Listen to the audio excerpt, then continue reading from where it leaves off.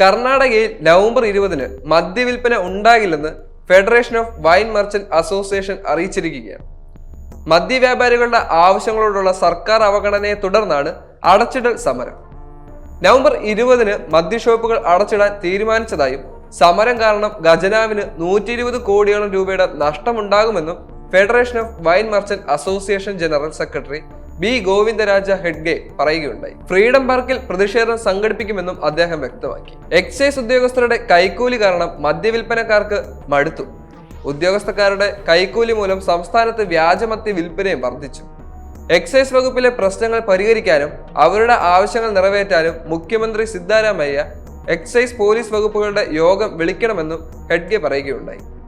Excise വകുപ്പിനെ ധനകാര്യ വകുപ്പിൽ ലയിപ്പിക്കണമെന്നും അദ്ദേഹം ആവശ്യപ്പെട്ടു. അഴിമതി ചൂണ്ടിക്കാട്ടി അസോസിയേഷൻ അംഗങ്ങളും കർണാടക ഗവർണർക്ക് കത്തെഴുതിയിട്ടുണ്ടെന്ന് ഹെഡ്ഗെ വ്യക്തമാക്കി. വിവരാവകാശ പ്രവർത്തകനാണ് ഗവർണർക്ക് കത്തെഴുതിയത്. എക്സൈസ് വകുപ്പിലെ 700 കോടി രൂപയുടെ അഴിമതിയെക്കുറിച്ച് അസോസിയേഷൻ പരാമർശിച്ചിട്ടില്ലെന്നും അദ്ദേഹം പറയുന്നു. ധാബകൾ, ഹോട്ടലുകൾ എന്നിവയിലെ അനധികൃത മദ്യവിൽപ്പന നിയന്ത്രിക്കാൻ കർശന നിയമ നടപടി സ്വീകരിക്കുമെന്നും 2005-ൽ ഭേദഗതി ചെയ്ത അബ്കാരി നിയമത്തിലെ 29-ാം വകുപ്പ് പുനഃപരിശോധിച്ച് ഭേദഗതി വരുത്തണമെന്നും ഇവർ ആവശ്യപ്പെട്ടു.